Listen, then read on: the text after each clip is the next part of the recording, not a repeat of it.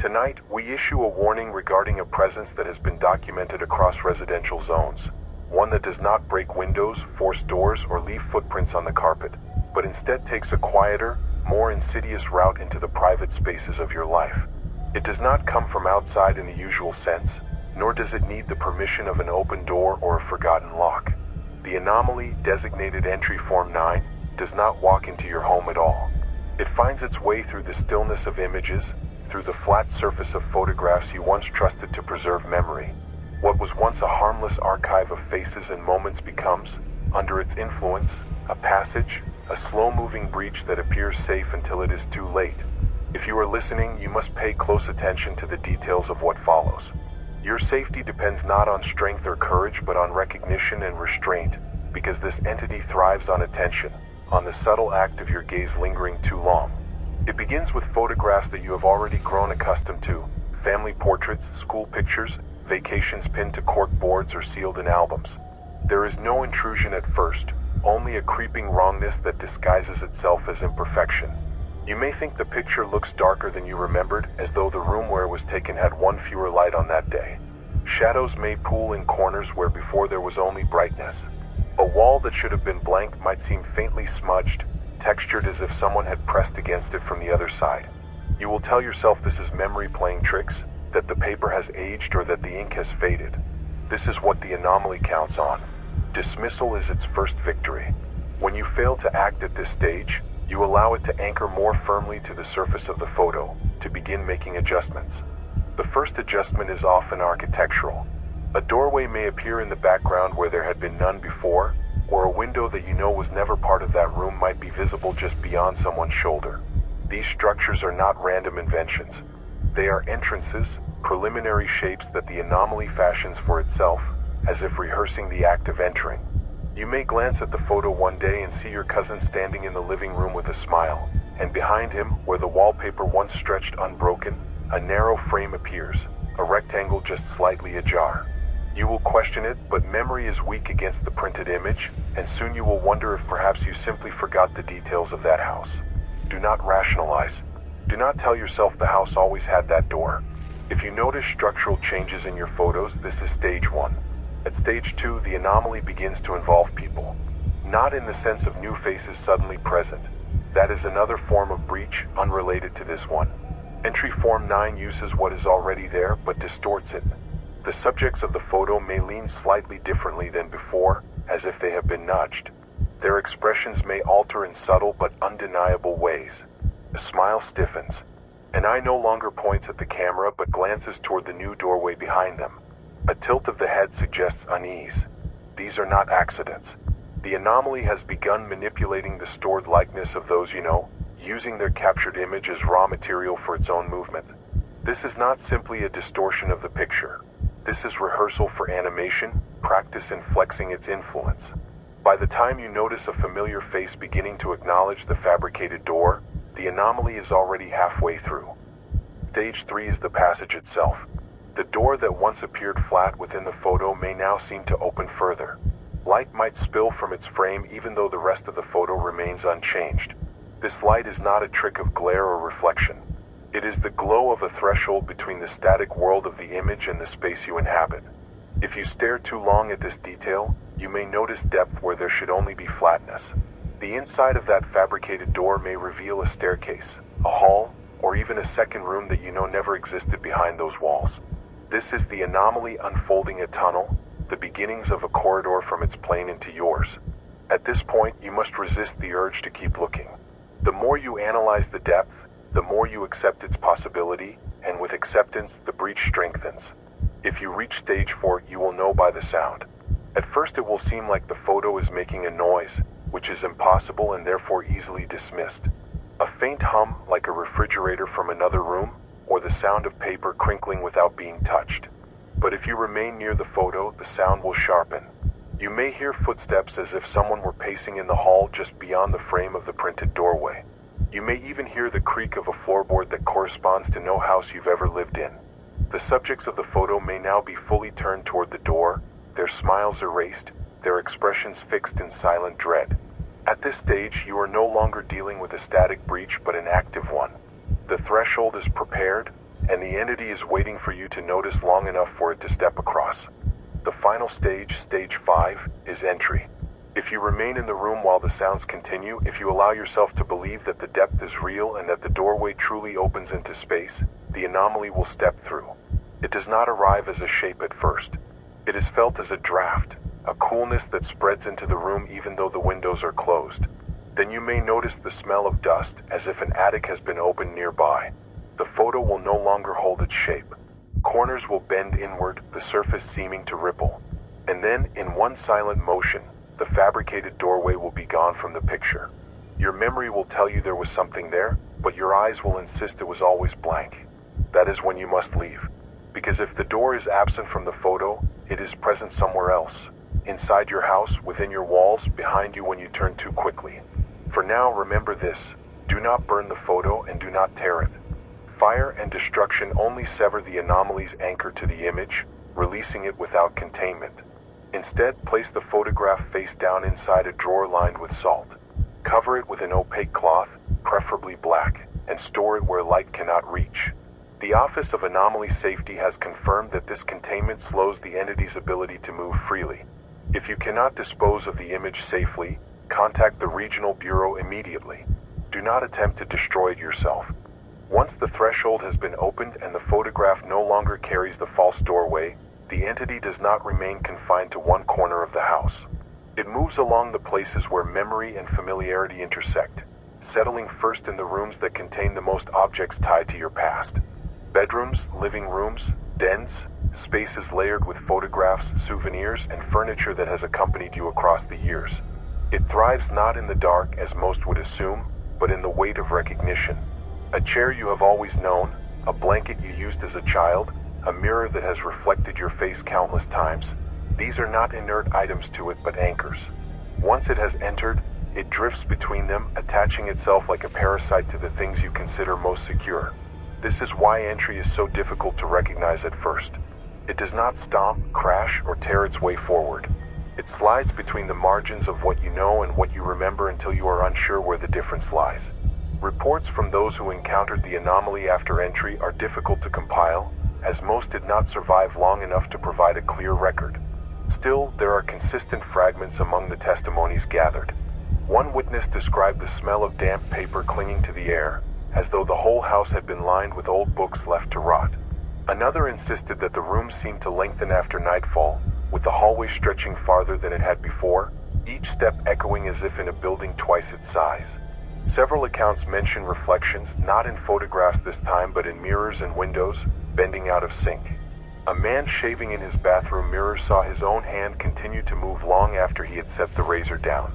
A woman closing her curtains at night reported that her reflection on the glass was joined by a second figure just behind her shoulder, even though no one stood in the room. These details may sound unconnected, but together they mark the stages of residency, signs that the anomaly has made itself comfortable within your home. Do not make the mistake of speaking to it. Even if you hear a voice calling, even if the tone is familiar and it uses names you recognize, do not respond. Survivors who broke this rule consistently failed to last more than 2 nights afterward. The entity cannot communicate in words of its own. It borrows fragments of your memory and rearranges them, trying to convince you that it is part of your household. A recording obtained from one case captures a man whispering, "Who are you?" into the silence of his living room. The response, faint but audible, was his grandmother's voice answering, "I live here too." He was found the following morning seated in front of a blank family photo, smiling faintly, eyes clouded and unresponsive. The entity does not kill immediately. Death is rarely its first instinct. What it prefers is assimilation. It works slowly, feeding on the attention you give it. If you keep glancing toward corners where you think you saw something, if you study photos that feel wrong, if you linger in the hallway that suddenly feels longer than it should, you are nourishing it. The more you notice, the stronger it becomes, until noticing is no longer voluntary. People at advanced stages of exposure describe compulsions to revisit the photographs that began the breach. They return again and again to the same album, the same framed image, as if checking to see whether the faces remain unchanged. Every glance is another invitation, and the more you extend, the less capable you become of leaving. Containment failures provide the clearest picture of its progression. In one case, an entire household of 5 vanished after ignoring protocol. Their neighbors reported hearing laughter, not shrill or ghostly but casual, everyday laughter, the sound of a family enjoying each other's company. Yet when authorities entered the house 2 days later, the only trace left behind were photographs scattered across the living room floor, each one warped, the edges curling inward as though burned without flame. On every photo, the same alteration was present. The subjects of the images were all turned slightly toward a doorway that had never existed. There was no doorway in the wall itself, only in the photos, only in memory. Another case revealed a different progression. A single occupant insisted that covering the photo would be enough. For a time it worked. The cloth stayed in place, the salt barrier was intact, and the entity appeared contained. But containment is not destruction, and containment is not dismissal. After several weeks, the occupant began to hear scratching at the walls, faint at first, then louder, always near the spot where the covered photo was stored. The scratching became knocking. The knocking became a steady pounding. When the occupant finally removed the photo to inspect it, the doorway within had disappeared. Convinced that meant safety, he burned the photograph. Witnesses reported seeing smoke venting through the roof despite no fire alarms triggered. His house collapsed 2 days later, the interior gutted, though the exterior walls remained upright. It was never recovered. These failures underscore the importance of procedure. If you suspect Entry Form 9 has taken hold in your residence, you must not delay. Do not debate yourself over memory. Do not consult neighbors or relatives for confirmation. Recognition spreads through acknowledgement, and the more people you involve, the broader the anomalies reach. What you must do is isolate the photograph immediately. Turn it face down, line a drawer with salt, and cover it with cloth. Do not allow natural light to touch it. Do not keep it within reach of mirrors or reflective surfaces. Most critically, do not speak in its presence, not to yourself, not to others. Language carries weight, and even casual remarks, "That looks strange," or "Was this always here?" are enough to feed it. Silence is your ally. Containment depends on refusal. It must be emphasized that this anomaly does not originate from outside your home. It is not an intruder breaking through windows or forcing locks. It begins in your own belongings and photographs you already trust. This is why eradication has proven so difficult. To eliminate it entirely would require the destruction of every captured image it could use, and such a task is beyond the scope of any single household. The Office of Anomaly Safety advises that you treat photographs not as harmless nostalgia but as potential gateways. Look at them sparingly. Store them securely. Never leave them in plain sight for extended periods. If you must preserve memory, do so through written journals, not images. Memory on paper cannot be bent into doorways the way memory in photographs can.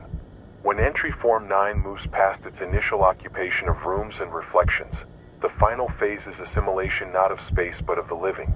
It is not content to linger in hallways or to reshape the stillness of paper. Its true objective appears to be insertion into the memory of those still alive, a rewriting of the record not on film or glossy paper but within the human mind itself. Victims in this stage do not simply vanish, nor do they die in a way that can be recorded cleanly. Instead, they become unmoored from the people who once knew them, absorbed into a form of recollection that no longer matches the present. Families report remembering someone who lived with them, a sibling or relative, but cannot agree on when that person left the household or why no photographs of them exist. Friends insist they once shared meals or laughter with an individual whose name they cannot speak without unease. In these cases, Entry Form 9 has not merely entered the house. It has entered the family narrative, stitching itself directly into the shared memory, making its place indistinguishable from truth. The danger here is not only that the anomaly removes people from reality, but that it replaces them with something else. Those who remain after exposure describe seeing their loved ones hesitate in the middle of a sentence, as if searching for words that are not theirs. They describe faces turning toward them in ways that feel slightly off, smiles held a moment too long, blinks arriving too late, eyes that glint with awareness of something unspoken. There are households where every member was documented as present and alive, yet over time their neighbors began to insist they looked increasingly alike, that their gestures mirrored one another, that they spoke in similar tones, until individuality collapsed into a single shared pattern. In these households, photographs taken after exposure are the most disturbing. No matter how many people appear in the frame, no matter how different their features once were, the more you study the photo, the more they seem to be iterations of one face. The same smile at different angles, the same pair of eyes repeated. This is not the photo lying to you. This is the anomaly consuming identity and replacing it with its own. At this time, there are no confirmed procedures for reclaiming a residence that has been fully converted. Standard directive is evacuation and reporting. If the anomaly has spread across photographs and reflections to the point of family assimilation, you must consider yourself already compromised. Containment protocol offers only temporary reprieve, not permanent safety. The most effective measure remains prevention. Do not linger on photographs, do not attempt to study them for inconsistencies, and above all, do not allow your memory to argue with what you see. If you sense that the photo and your recollection are in conflict, isolate the image immediately. Doubt is the fuel of the breach. Curiosity is its tool. Your willingness to linger is what lets it step forward. There are many anomalies documented, many forces that crawl across the margins of our world, testing the seams of reality, pressing their weight into the cracks we leave behind. Some stalk the forest, some watch from the sky, some whisper through radio signals. But this one is different. It does not rely on wilderness or nightfall or static in the broadcast. It waits in the most ordinary places. Your mantle, your bookshelf, the scrapbook your parents kept safe for years. It is patient, almost polite. It allows you to live in comfort until you notice the door that was never there, the smile that lingers too long, the voice that answers when you are alone. And once you notice, once you pause long enough to wonder, the invitation has already been extended. Do not attempt to intervene once assimilation has begun. Reports confirm that confronting a family member you suspect of being compromised only hastens your own exposure. Their speech will adapt to mirror yours, their posture will lean toward you in ways that compel recognition, and before long you will find yourself doubting your own memory. It is better to leave quietly than to attempt rescue. The Office of Anomaly Safety recognizes this directive is painful, but survival depends on discipline, not sentiment. Once someone you love has been absorbed into the anomaly's framework, they are no longer present in a way that can be retrieved. Do not treat them as hostages waiting for liberation. They are now doorways themselves, conduits through which entry Form 9 ensures it will never be fully expelled. If the anomaly reaches this point, you will notice one final sign before the house is lost entirely. All photographs in the residence will shift together. No longer will there be individual alterations. No gradual doors, no small changes in expression. Instead, every photo in the house will align into one continuous scene. A family vacation photo will show the same background as a wedding portrait. A graduation picture will carry the same doorway as a candid snapshot of children at play. The effect is a mosaic, a stitched panorama that spans across all images, pulling every memory into one distorted setting. This is the threshold completed, the corridor established. Those who remain in the house beyond this stage do not emerge. The house itself becomes a frame, a container folded into the anomaly's collection. From the outside, it may appear as it always did. From the inside, it is no longer reachable. At this time, there are no confirmed procedures for reclaiming a residence that has been fully converted. Standard directive is evacuation and reporting. If the anomaly has spread across photographs and reflections to the point of family assimilation, you must consider yourself already compromised. Containment protocol offers only temporary reprieve, not permanent safety. The most effective measure remains prevention. Do not linger on photographs, do not attempt to study them for inconsistencies, and above all, do not allow your memory to argue with what you see. If you sense that the photo and your recollection are in conflict, isolate the image immediately. Doubt is the fuel of the breach. Curiosity is its tool. Your willingness to linger is what lets it step forward. There are many anomalies documented, many forces that crawl across the margins of our world, testing the seams of reality, pressing their weight into the cracks we leave behind. Some stalk the forest, some watch from the sky, some whisper through radio signals. But this one is different. It does not rely on wilderness or nightfall or static in the broadcast. It waits in the most ordinary places. Your mantle, your bookshelf, the scrapbook your parents kept safe for years. It is patient, almost polite. It allows you to live in comfort until you notice the door that was never there, the smile that lingers too long, the voice that answers when you are alone. And once you pause long enough to wonder, the invitation has already been extended. Remember these final directives. Do not destroy photographs that have begun to alter. Do not show them to others. Do not speak of what you see in their presence. Cover, contain, report, and above all, leave before the house itself begins to change. Survival depends not on courage but on refusal. To survive entry form 9, you must resist the most natural instinct of all. The need to look, the urge to confirm, the desire to remember. If you cannot resist, then you have already given it everything it requires. This has been Dusk Broadcast. Report anomalies to the Office of Anomaly Safety using established channels. Stay inside, keep your photographs covered, and trust only what is in motion before your eyes. We will continue to transmit for as long as we can. If this signal begins to distort, if you hear other voices layered beneath mine, do not listen further. That is not us speaking. That is not us at all. Dusk Broadcast signing off. Stay tuned.